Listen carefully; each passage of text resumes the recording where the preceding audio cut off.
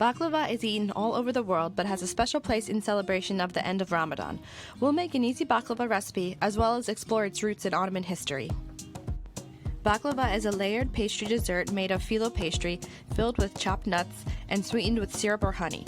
The pre-Ottoman origin of the dish is unknown, but in modern times it is a common dessert in Iran, Turkey, and Arab cuisines, also with the South Caucasus, the Balkans, and Central Asia. During the Ottoman Empire period, baklava was served at all special occasions like wedding ceremonies, festivals, and religious events. It was the dessert of any celebration. The Ottoman Empire was one of the most powerful empires in the world during the 15 and 1600s.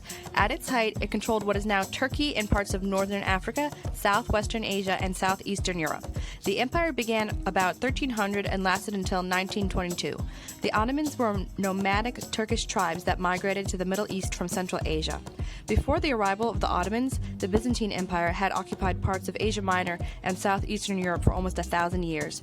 That empire ended when the Ottomans conquered the Byzantine capital of Constantinople and made Istanbul their capital. By the mid-1500s, the Ottomans ruled Asia Minor, the Balkans, and parts of northern Africa and present-day Iran, Saudi Arabia, and Syria.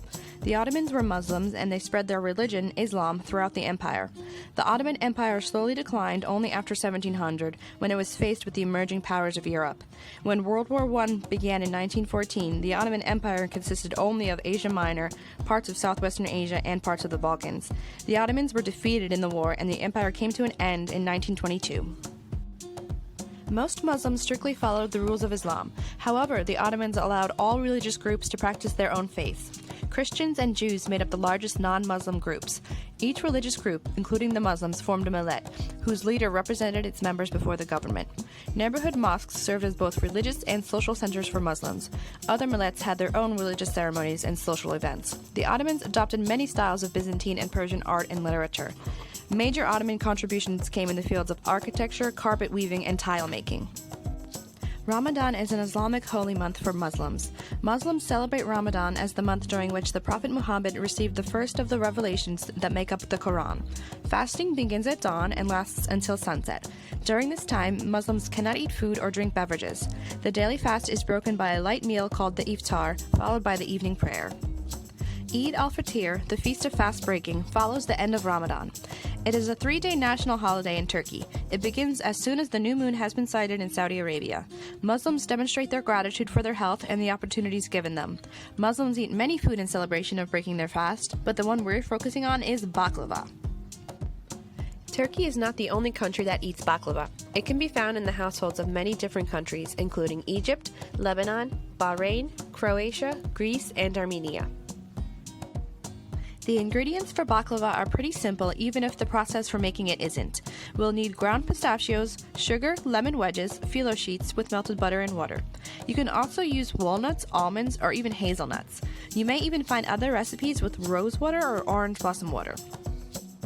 Here are my ingredients. You'll need a roll of phyllo dough. This one had 18 sheets, 4 sticks of unsalted butter, shelled pistachios, the juice of half a lemon, and sugar.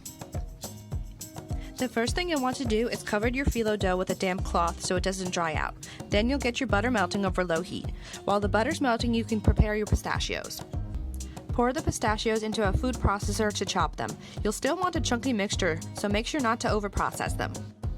Prepare your lemon juice and set aside. Then check on your butter. If it's fully melted, you can start to build your baklava. Before you do this, set your oven to 400 degrees.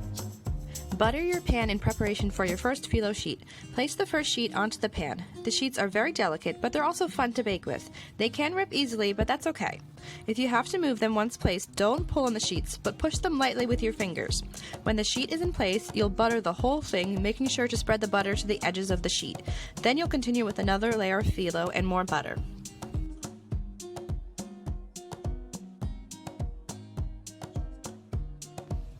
Keep layering until you've gone through half of your sheets, making sure to butter in between each sheet.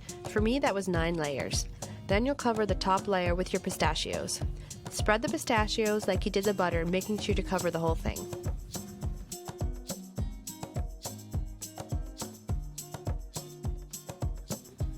After the pistachios are spread out, your next step is, that's right, more layering. The first layer after the pistachios is a little tricky. Hold the sheet in place as you add the butter.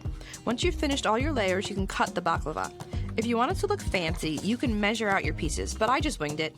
As always, when using a knife, make sure you get parental permission.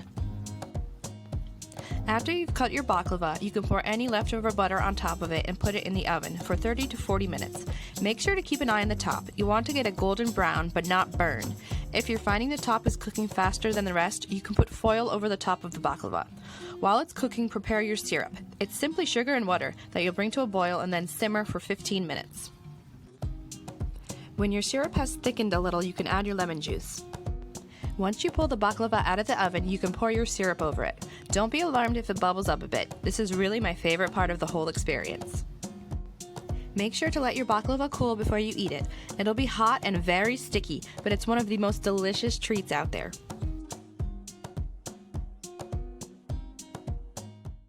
Support public libraries. Like, share, and subscribe for more great videos.